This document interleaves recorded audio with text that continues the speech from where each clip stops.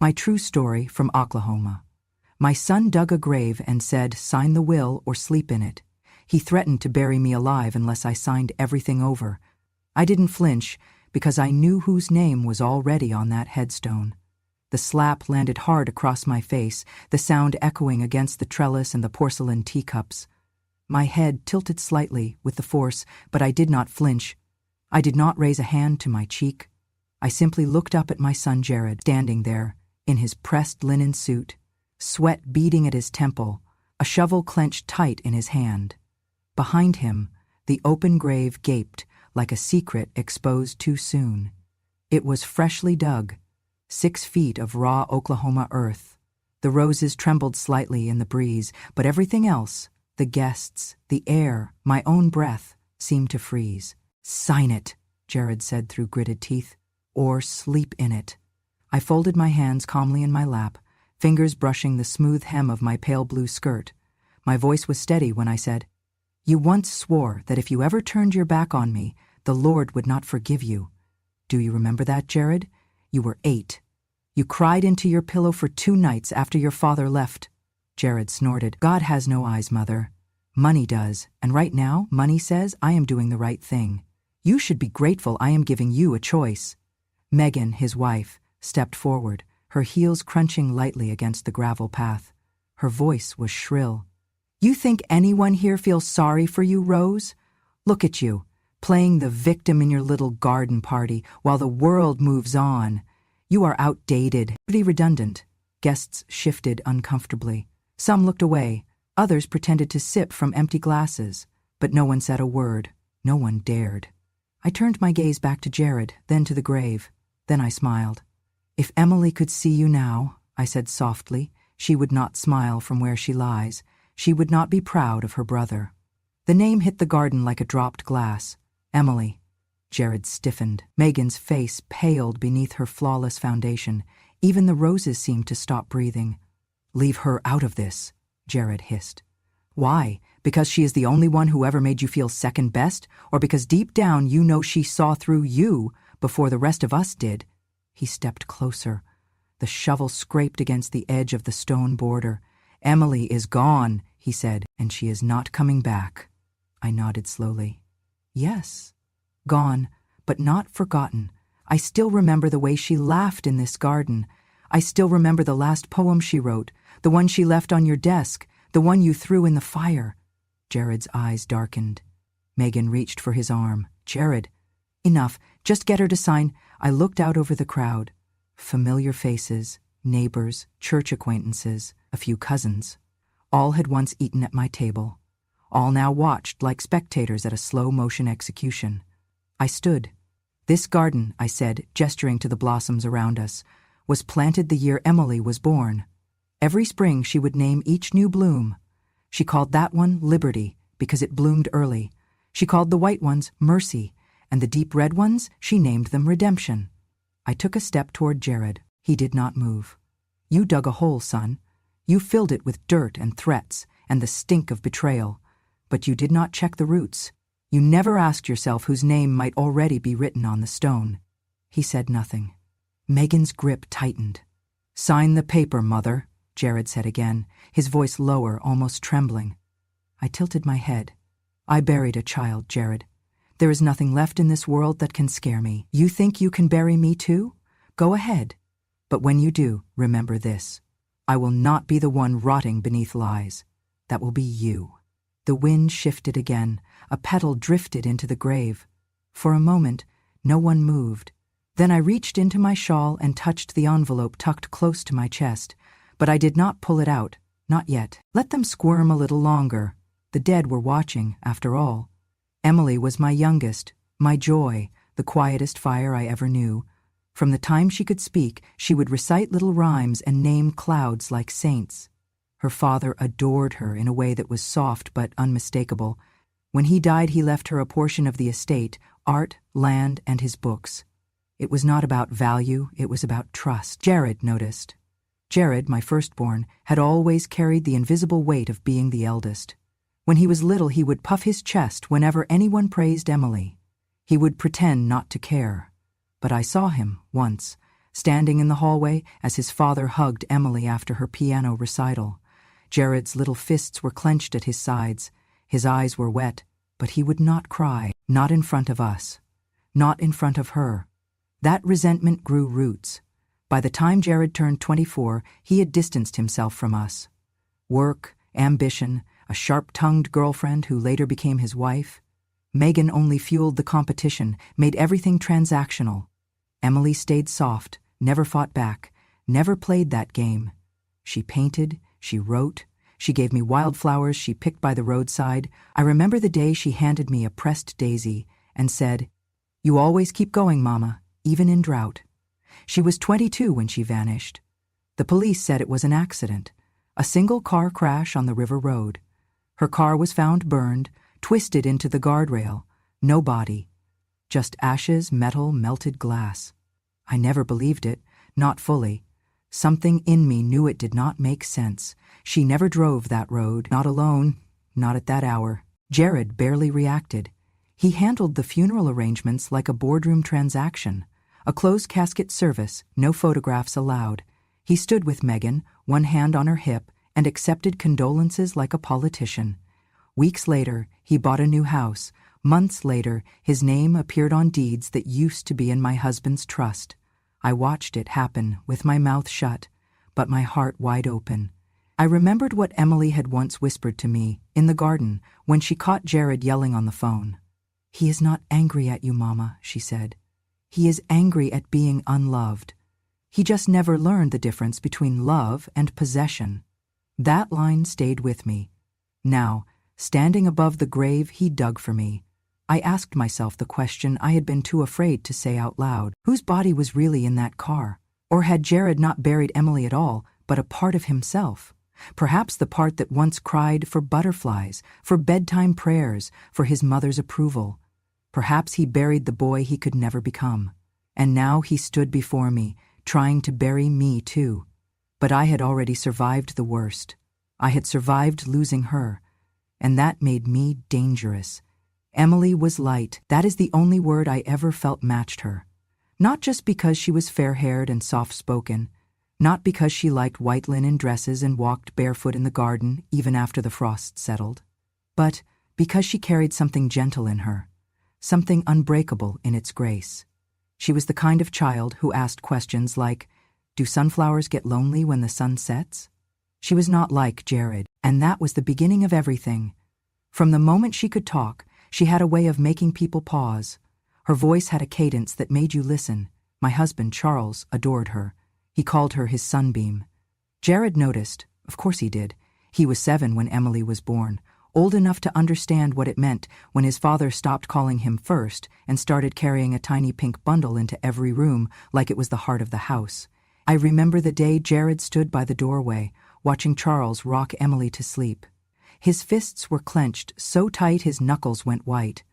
I had baked cornbread that morning. The smell should have been comforting. But that image of Jared, silent, eyes burning with something he was too young to name, has stayed with me longer than any scent or taste. Charles never meant harm, but he came from a line that believed sons must be strong and daughters must be cherished. Jared was expected to lead, to carry, to sacrifice. Emily was simply loved. When Charles died unexpectedly of a stroke, Emily was 16. Jared was already off at college, struggling to meet the expectations no one had voiced, but he felt in every bone. Emily grieved quietly. She wrote poems and planted more roses. Jared came home colder. He blamed her, though he never said it, not directly, but his eyes did. The will, Charles's final message, left equal shares of everything to both children, but he added one line. "For Emily, the lake house and the trust I began in her name, use it for her art, her books, her freedom." Jared read that line 3 times. I saw his jaw shift. He folded the will with care, but his hands were shaking. After the funeral, Jared never came back home the same way. He visited, yes, but it was different. Shorter stays, colder greetings. Megan came into the picture around that time. Pretty, polished, hungry, the kind of girl who watched what everyone wore and kept score of who had the bigger ring. Emily tried. She always tried. I remember the last picture I took of the two of them. Emily reaching out to tuck a flower into Megan's hair. Megan pulling away like my daughter carried a disease. Jarrett laughed nervously and took Megan's hand. Emily smiled, but it never reached her eyes. I framed the photo anyway. It still sits in my bedroom drawer. The night Emily disappeared was cold. She had come home from the university to visit. She was 22. She brought a book of her latest poems, eager to read me one about forgiveness and winter. She said, "Mom, do you think people ever become storms on purpose, or are they just scared of quiet?" I did not know what she meant then. I do now. That evening she got a call. She said it was from Jared. She left wearing her yellow scarf. That was the last time I saw her. The police said it was an accident, that she must have taken a curve too fast. Her car was found by the riverbank, burnt. They never found her body. Only melted remnants. The scarf was never recovered. The coroner signed a presumptive death certificate, case closed. But I never cried it, because Jared did not cry at her vigil. He stood stiff, hands folded, Megan dabbing her eyes while stealing glances at the estate lawyer across the aisle. 2 months later they moved into the house Charles had built for our family, without asking. Jared petitioned to transfer the title. I did not fight then. I should have. But part of me was still waiting for Emily to walk back through the door, wet from the rain, holding that yellow scarf. Jared's wealth seemed to grow overnight. He left his job in the city and started a consulting business. He bought Megan a new car. He laughed more. But not the laugh I knew. It was hollow, like something echoing off a coffin lid. I began to watch him the way I used to watch snakes in the garden, never blinking. One night, alone in my room, I opened Emily's last journal. It had been in her backpack, found untouched in the car trunk. Most of it was filled with poems and drawings, pressed flowers, but near the end, she had scribbled a sentence in bold ink. "If anything happens to me, it won't be nature's fault." I read that line until the candle burned out, and even in the dark, I saw her face. I knew. I knew in my bones the way mothers know when the air changes in their sleep. My son had buried something more than a body, and I was going to find out what. He thought the fire had erased her, but the truth does not burn. It waits. It whispers. It roots itself in a mother's ribs. He dug the grave thinking he was burying her. He did not realize he was already digging his own. It was Jared who suggested the beach trip. "Let's reset," he said over the phone, his voice dipped in syrup. Too sweet to be real. "Florida. Just you and me, Mom. You need a break and we need to talk, like old times." I knew better than to trust the sudden warmth, but I agreed anyway. Not because I believed him, but because I needed to see how far he would go. A mother can only prepare for war if she walks into the enemy's camp once in a while. We flew down 2 days later. Megan did not come. She claimed she had a spa weekend booked. Jared rented a house by the water, just a few feet from where the sand kissed the edge of the Atlantic. It was beautiful, almost too much. The kind of place you book when you want people to believe you're making amends.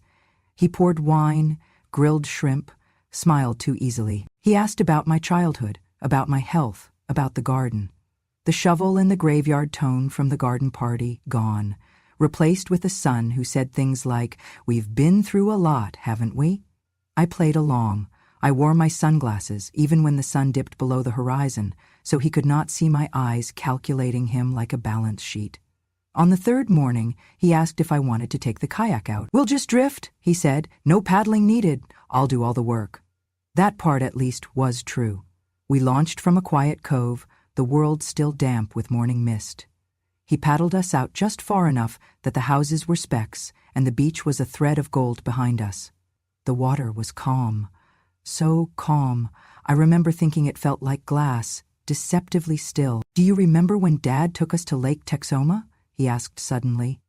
I did. Emily had worn that ridiculous sun hat, and Jared had thrown her into the water out of jealousy. Charles had laughed too loud. Emily had cried. Jared had claimed it was just a joke. I turned to him now and said, "Yes, you pushed her." He smiled. "Some people were never meant for deep water." Then he stood, just slightly, enough to rock the kayak. I gripped the sides, steadying myself, but he moved again, this time leaning hard to the right. "Careful," I warned. "Mom," he said softly. "You know how tired I am, don't you? Tired of dragging your name behind mine. Tired of waiting for things to pass to me when they should already be mine. You've had a good life. You've had enough." And with that he shifted his weight with intention. The kayak tilted, I slid, water swallowed me like a closing mouth. I remember the cold first, then the silence, then the way panic tried to climb into my throat and scream its way out. But something else surfaced instead. Emily. She had taught me how to float, how to move slowly in the water, to trust the stillness, to never fight the current unless you were sure where it led. We had trained for a summer trip to Europe, but we never made it. Still, the lessons stuck. My limbs remembered even when my fear forgot. I surfaced, gasping. Jared was already paddling back, shouting, "She slipped! She slipped!" To no one. I watched his back, and in that moment, soaked and betrayed in the middle of the Atlantic, I made a promise to myself that did not require thunder or a witness. I would survive, not just the water, not just the lies.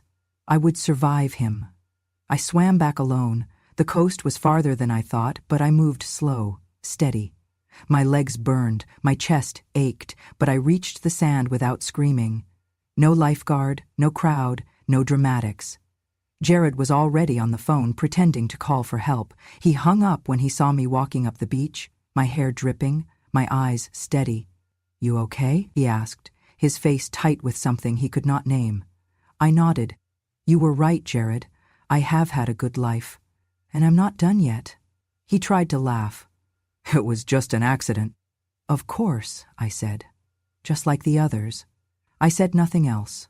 We flew back the next morning. I sat in silence the whole flight, penning names in my notebook, dates, passwords, numbers I had memorized over the years and never used. My hand did not shake once. Back home, I changed the locks to my safe. I pulled out the envelope marked O'Connor. I made tea. Then I started to plan. He had tried the sea. Next time I would let the law do the drowning, because the ocean did not take me that day. But I took everything he showed me and I stored it deep, like salt in bone. The truth floats, but revenge? That sinks beautifully. The clerk at the passport office looked up from my paperwork and raised an eyebrow. "You sure you want to use this name, ma'am?" I nodded. "Mary O'Connor, born in Texas, widow, quiet." He shrugged, stamped the form, and moved on to the next file. That was the first official recognition of the name I had chosen for my new self. Not a disguise, but a reclamation. Mary had been my mother's name. O'Connor was the name of the woman who taught me how to read contracts at age 62. I was not hiding. I was reintroducing myself. The trip to the Bahamas had been planned in silence. No one knew. Not the neighbors, not the church ladies, not even the pharmacist who always asked about my blood pressure. I told Jared I was visiting an old friend in Arizona. I smiled as I packed. I wore beige to the airport. I was invisible, as they preferred me. But inside that silence, I was building a fortress. Nassau greeted me with humid air and bright skies. The taxi driver made a joke about retirement dreams. I smiled politely. He did not know I was not here to retire. I was here to protect the last thing in my life that still felt worth fighting for. My truth, and the ghost of a girl who never got her 23rd birthday. The lawyer's office was tucked into a quiet street near the port. The name on the glass door read Harris and Kent, Offshore Asset Management. Mr. Harris was a younger man, maybe late 30s, with a face that looked like it had never been denied anything, but he listened well and he did not interrupt. When I told him what I wanted, he blinked once, then leaned back. "You want to move all your domestic assets, home, land, investments, into an offshore irrevocable trust, held under a foreign identity, and designate that all distributions are frozen until a clause is satisfied?" "Yes," I said. "I want a clause that says nothing passes until the matter of Emily Rose Walker's disappearance is lawfully revisited and resolved." He paused again. "You know this kind of trust can't be undone, even by you." I met his eyes. "Good. I do not want to be tempted." He smiled then, not mockingly, like a man who had met a woman he underestimated. The paperwork took 3 days. I stayed in a modest hotel, walked the shoreline every morning, and in the evenings I sat on the balcony with a notebook copying every clause by hand, just in case. I memorized the account numbers. I created a will that left nothing to Jared or Megan. I wrote letters to be mailed in the event of my death. One addressed to an investigative reporter I had admired for years, the others to 3 different attorneys in Oklahoma with no ties to my family.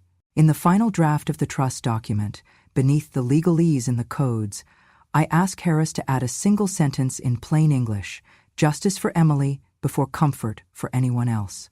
He looked at it and said, "You know, most people want these things quiet. You're making this one loud." "No," I said. "I'm just making it true." Before I left, I had a passport issued under the new name, Mary O'Connor. It felt strange in my hands, lighter than it should have, like holding someone else's future. When I returned to Oklahoma, Jared was waiting. Megan was with him. They acted like hosts, not children. Poured wine, served steak, asked about my trip in Arizona. I told them it was hot. They pretended to care. "You look good, Mom," Jared said. Relaxed, like you let something go. "I did," I said. "A burden," he smiled, thinking he had won. That I had given up, that the grave he dug in the garden had done its job. He had no idea that everything he wanted now belonged to a name he did not know existed. I moved everything. The deed to the house, the farmland from my father's side, Charles's old retirement fund. Even the little account Emily and I had opened when she got her first poetry prize, all of it was transferred into the trust, frozen, untouchable, protected by the same system Jared thought only belonged to men in suits. He never asked why the tax statements stopped coming. He assumed Megan was handling them. He never questioned the silence, because he thought silence meant surrender. I also updated the power of attorney, removed his name, assigned it to a private fiduciary I met through Harris's network, a woman named Camille, former military, now in finance. She had eyes that did not miss a thing. I liked her immediately. In the attic, I created a lockbox of documents, separate from the trust, paper trails, photos, Emily's journal, a backup of the tape from the beach. I labeled it, "For the Day They Ask," because they would. Eventually, one night I sat alone with a cup of tea and pulled out the final sheet, the clause I had handwritten, and asked Harris to witness. In the event of my death, no estate shall be distributed until full investigation into the disappearance of Emily Rose Walker is reopened, completed, and made public record. This trust shall act as leverage for truth. My silence ends with my breath. I read it aloud to myself. Then I signed. No tears, no hesitation, because if no one was going to save me, I had to learn how to save myself. Not with shouting, but with law. Not with noise, but with precision. Jared thought he understood power, but he had only ever held it like a child holds fire, dangerous, careless, and bound to burn. I, on the other hand, had learned to hold it like water. Cool, quiet, and impossible to grasp when underestimated. He would learn soon. The invitations were printed on cream cardstock with embossed lettering, as if formality could disguise intent. "Celebration of Legacy," it read. Jared had arranged the entire event himself. Caterers, string quartet, waitstaff dressed in navy. It was held in the very same garden where the first grave had been dug. This time there was no shovel in sight, only champagne. Megan greeted the guests with a practiced smile. "We're so glad you could join us for this very special family moment," she chirped, as if the last time we gathered her husband had not threatened to bury me alive. Jared stood near the head of the long white cloth table, holding a leather-bound folio like it was scripture. "Today is about closure," he said, lifting his glass. "About honoring the past, securing the future, and keeping our family's legacy intact." He gestured for me to sit at the center seat, a throne among polished silverware. I did not resist. I wore blue again, the same shade I had worn at the last confrontation. It had become my armor. People clinked glasses, toasted to dignity and heritage. There were a few familiar faces, our old neighbor, Jared's former teacher, a cousin who never called but always showed up for free wine.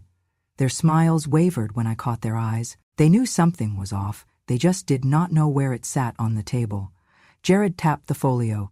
"Now, as per the revised arrangements," he said. We'd like to formally acknowledge the new structure of the estate. Mother has agreed to a more modern and efficient division of assets in line with current needs. He opened the folder and slid the papers toward me. I picked up the pen, held it, turned it in my fingers like it was unfamiliar. Megan leaned in, her voice soft but unmistakable. Let's just do this, Rose. It's time. I looked at Jared. Is it? He gave me that same smile he used when he was 10 and had hidden a broken vase behind the couch. Mom, this is for the best. I nodded. You're right. And then I reached into my shawl. I pulled out the envelope. It was dark leather, worn at the edges, sealed with a brass clasp. I placed it on the table. The motion was slow, deliberate. People stopped chewing. Forks hovered midair. The quartet's notes stumbled, then faded. This, I said, tapping the envelope, is the real will. Jared laughed too loud. Mom, come on. That's not. It's notarized in Nassau, I said, under the name Mary O'Connor. Signed, witnessed, and sealed 6 months ago. Every asset, this home, the lands, the trust accounts, even the lake house, was transferred to a protected offshore entity long before you thought of today's performance. The silence was volcanic. I opened the envelope and laid out a single page. Here's the summary. The full documents are with my attorney and the Bahamian Trust Office. The stipulations are simple. No inheritance will be distributed until a formal investigation into the disappearance of Emily Rose Walker is completed and made part of public record. The name landed like thunder. Emily. Guests looked at each other. At Jared. At me. You don't have the authority, Jared said, voice cracking. I had it the day your father died and left me everything. You only ever borrowed what I allowed. He stepped back. This is a bluff. There's no investigation. There will be, I said. I submitted new evidence 2 weeks ago. A witness came forward. I recorded your threats in Florida. I have Emily's last journal entry, the one that says, if anything happens to me, it won't be nature's fault. A woman at the table gasped. I did not look to see who. Megan's voice was barely a whisper. You're lying. No, I said. You are. The documents lay between us like a chasm. I remember the night she disappeared, I continued. I remember how quickly you cleaned out her things, how fast you moved into this house. I remember the scarf that was never found, and the poem she never finished. Jared's hands were fists now. I stood slowly. You dug a grave, Jared, but not for me, and not for Emily. You dug it for the part of yourself that still knew right from wrong, and now it's come to collect. He lunged toward the documents, but someone grabbed his arm. It was Megan. Stop, she hissed. He looked at her, stunned. What? She pulled away from him, her face pale. What did you do? I stepped back from the table. There's a reason the dead are called the departed. It's because they are not truly gone. They hover, they haunt, and when the time is right, they speak. The wind picked up then, sudden and sharp. A napkin flew across the table. The candles flickered. I turned to the guests. You came here to witness something. And you did. You witnessed the end of silence. I picked up the documents, folded them carefully, and slid them back into the envelope. Jared was breathing hard. Megan would not meet his eyes. I looked at them both. This house is no longer yours. It never was. Everything you thought was waiting for you is now behind a door you cannot open. Not until Emily has her say. The guests began to rise, unsure of whether to speak or slip away. I left them all there, in the garden, among the roses that Emily once named. I walked back into the house she loved and locked the door behind me, because the truth had bloomed, and no one could prune it now. I handed the detective the USB drive like I was offering a match to dry kindling. He looked at it, then at me, brows slightly raised. What is this, ma'am? My son, I said, forgetting that the sea has ears. It was the recording I had made on the kayak in Florida. Jared's voice, calm, too calm, as he confessed his weariness, his entitlement, his plan. His final words before rocking the boat still haunted me. You've had a good life, you've had enough. On the recording, my splash was audible, my silence afterward even more so. The detective listened to the first 30 seconds, then stopped the playback. We'll need to log this. And the original journal? I slid the Ziploc bag across the table. Inside it, Emily's soft brown leather journal, edges frayed, pages brittle from time, but the ink was still legible. On the second to last page, scrawled across a watercolor of a red tulip, she had written, "If anything happens to me, it won't be nature's fault." Start with Jared. They took photos of every page, every pressed flower, every circled date. The detective called in a second officer, a female one. They spoke in hushed voices, then asked me gently to go home and wait. I did not wait. I watched. I parked outside the courthouse the next morning, dressed in gray, hair tied up, invisible. Like most old women in this town, I had learned to blend into benches and doorways, but I saw the squad car pull up to Jared's office. I saw the moment he was let out in cuffs. Face tight, jaw clenched, his suit jacket wrinkled like it had turned on him too. News travels fast in Oklahoma. By sundown, every local Facebook group had a theory. Some called it a mistake, others swore they always had a feeling. The most telling post came from a former classmate of Emily's. He hated that she was smarter, that she had more light. If you knew them, you knew it. Megan was gone before they even knocked on their front door. Disappeared. Left behind a single text to a mutual friend. "I told him not to dig so deep. I told him the past isn't dirt." The next day, the DA announced the reopening of Emily's case. The fire marshal reclassified the car blaze as suspicious. A neighbor, quiet until now, came forward to say she had seen Jared and Emily arguing in the driveway that night. "He grabbed her arm," she said. "It wasn't brotherly." I watched the press conference from my living room. The house was silent except for the reporter's voice. Authorities are reviewing new evidence surrounding the 2017 disappearance of Emily Rose Walker, presumed dead after a car accident that may have been staged. Her brother, Jared Walker, is in custody, pending further investigation. I sat very still. The air around me didn't move. Then I reached for the photograph on the shelf. Emily at 17, laughing, wind in her hair. I whispered, "We're not done yet, sweetheart, but we're closer." Later that night, I found myself back in the garden. The roses had bloomed late this year, but they were brilliant, especially the red ones. Redemption, she had called them. I knelt beside the stone bench where Emily used to read her poems aloud. My knees ached, my hands trembled, but I dug anyway, just a few inches, not deep. Inside the tin box I had buried years ago were 2 copies of everything I gave the detectives. A backup. I pressed the lid shut and reburied it. Because stories need roots, and justice needs insurance. I stood and looked at the sky. There were no stars that night. Just a heavy, rolling darkness above me, like the world was waiting for a verdict. But inside I was not waiting. I was remembering, because they thought signatures were everything. But a real mother does not sign with a pen. She signs with memory, with grief, with the unshakable knowledge of who her child really was and who tried to erase that truth. And memory, unlike signatures, cannot be forged. The letter came folded into a plain white envelope, no return address, just my name scrawled in handwriting I had memorized long before I ever taught him how to write it. Jared, my son, the same boy who once held my hand at the doctor's office, who once cried when he saw a bird fall from a nest, the man who had tried to drown me, who may have killed his sister. I stared at the envelope for nearly an hour before I opened it. Inside, his words bled onto the page, like a man unraveling.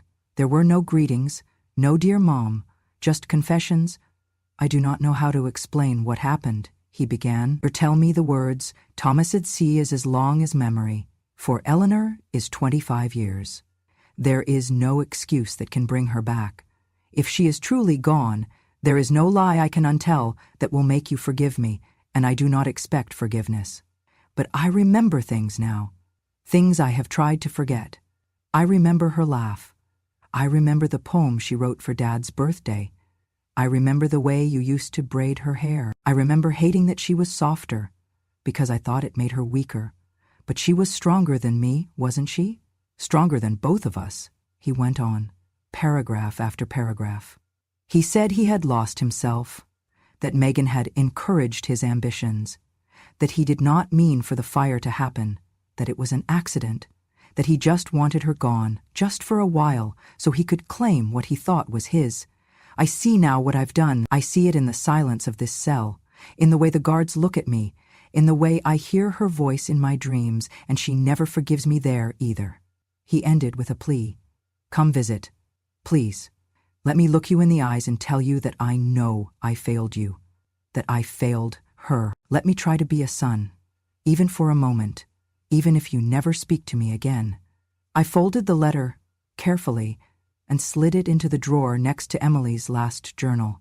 Then I picked up my keys and drove to the county jail. The building was gray, square, lifeless, the kind of place that felt cold even in summer. I walked through the metal detectors, handed over my ID, sat through the security check. They led me down a narrow hallway that smelled like bleach and sweat. The guard opened the door to the visitation room and nodded toward the glass partition. He's in booth 3. You've got 20 minutes. I sat down. Jared was already waiting on the other side of the glass. He looked thinner. His eyes were sunken. There was a tremor in his fingers as he picked up the receiver. I did not touch mine. His mouth moved. Mom! I shook my head. He froze. I reached into my purse, pulled out a small envelope of my own and held it up. Then I slid it into the tray. He took it slowly, cautiously, as if it might explode. He opened it. Inside, a single sheet of paper, 5 words, handwritten in ink. You are no longer my son. He looked up, face drained of color. I stood. The guard opened the door. I paused just before I stepped out and turned back. My voice was calm, measured, but sharp enough to cut through glass. Justice takes time, Jared, but it always arrives. He pressed his hand to the glass, mouth moving rapidly now, too fast to follow. I walked away. Outside, the sky was the color of ash. It suited the moment. I stood in the parking lot for a while, breathing in the air. Then I got into my car and drove home, not with grief, but with clarity. At home, I lit a candle in the hallway. Emily used to say candlelight made everything feel safer, softer. I watched the flame flicker and thought about all the ways a family can break, not with violence, but with decisions made in silence, in greed, in unchecked envy. That night, I wrote in my own journal. Just one line. He thought he could drown guilt, but guilt swims. I slept well for the first time in weeks. Not because I had peace, but because I had chosen my side, and it was no longer his. The plane touched down on a cloudy Dublin morning. Rain tapped the window beside me like a gentle reminder. I had come through fire and flood, and now, at the end of it all, water would welcome me home. Not the home I had known, but one where the truth could live without fear. I stepped off the jet bridge slowly, my knees stiff from hours in the air. The airport smelled like damp wool and strong coffee. Travelers rushed around me, businessmen, couples, students dragging backpacks twice their size, but I walked with purpose. I was not here for sightseeing. I was here because of a letter. 6 weeks after Jared's arrest, a package had arrived. No return address. Inside, a single photograph and a note. The photo was old, grainy, blurred by motion, but unmistakable.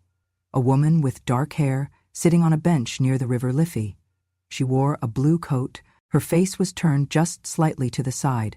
The angle should have made her features indistinct, but I would have known that posture anywhere.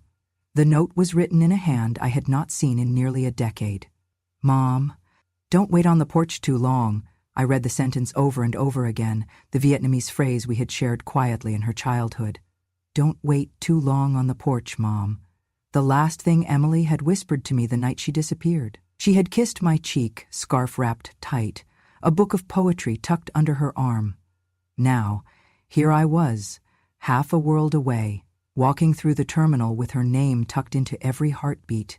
I passed customs, stepped outside, and looked up into the soft Irish sky. It was misting. Not raining, not yet. The kind of weather that made your coat damp but your soul quieter. And then I saw her. She was standing near the cafe across the plaza, next to a man pushing luggage. She held a green umbrella, hair darker than I remembered but pulled back in the same lazy knot she always wore when she was thinking. Her face was older, thinner, but her eyes, Their weight, their warmth, their watching had not changed at all. She saw me, and she did not run. She walked, every step slow, cautious, like a deer emerging from brush. I stood frozen, afraid to breathe, afraid the moment would collapse under the weight of my hope. Then she stopped 2 feet away and whispered, "Hi, Mom." I broke. I don't remember reaching for her, only the sensation of arms around me, of her cheek against my temple, of our bodies trembling in sync. She was warm, solid, breathing, alive. I felt her tears slide into my hair as I whispered, "I knew." She pulled back slightly, looked at me through the shimmer of rain, and said, "He thought I was dead. He made sure everyone else believed it. But I couldn't stay there, not after what happened." We sat at the airport cafe. She told me everything. The night Jared called her to meet. The argument. His rage. The moment she realized he would not let her leave with her life or her voice. How she ran. How she flagged down a car, a stranger, a woman named Aoife, who took her in, hid her, helped her vanish. She had taken a new name, changed her hair. She lived quietly, first in Belfast, then across the water in Scotland, and finally here. She had worked at a bookstore, written under a pseudonym. She had even published a small poetry collection, anonymously. "I watched the news," she said. "I saw the garden party. I saw your face. I thought you were going to die." "I almost did," I said, my voice steady. "But I didn't. Because I had a daughter once who taught me how to survive anything." Emily reached across the table and took my hand. Her fingers were longer now. Stronger. "I kept the scarf," she said. "The yellow one. I never burned it like he wanted." I smiled. "He never knew you. Not really." The rain fell harder outside. We left the cafe and walked along the riverbank. I told her everything about the trust, the offshore documents, the trial pending, about Megan vanishing, about Jared's face behind the glass. "I wrote him a note," I said. "Said he was no longer my son." Emily nodded. "He never was. Not really. Just a version of himself twisted too long in the dark." We walked until the clouds broke and the sun slipped between them like a secret. Pigeons scattered near the bridges. A street violinist played something soft and aching. She turned to me and asked, "Do you want to see where I live?" "I want to see everything," I said. We spent the afternoon in her flat, modest, filled with books, the air thick with lavender. She made tea. I found the framed photo of me she kept in the bedroom, taken when I was younger. I laughed. "You still have this?" "Always," she said. It reminded me that someone still knew the real me. As the sun set, we sat by the window. She leaned her head on my shoulder, and I whispered, "They tried to bury me." She closed her eyes. I added, "But I lived." Then I looked at her, at this woman who was both my child and a stranger I would spend the rest of my life rediscovering. "And Emily," I said, "you never died." She smiled then, and in that moment we were no longer ghosts. We were fire. We were rain. We were the truth that refused to stay buried. If you're still here, listening, thank you. This wasn't just a story about betrayal.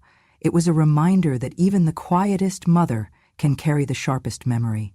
That silence isn't surrender, it's preparation. And sometimes, the ones you try to bury come back holding the truth in both hands. I lived through what many wouldn't believe. But I didn't tell this for pity. I told it for the women still waiting on that porch, for the daughters still missing, for the mothers who remember everything, even when no one asks. If this story touched you, if you felt the weight of every word, I ask one thing. Subscribe to Grandma True Stories, because the world needs to hear what happens when the forgotten woman finally speaks. And trust me, this was just one truth. There are many more, and I remember them all.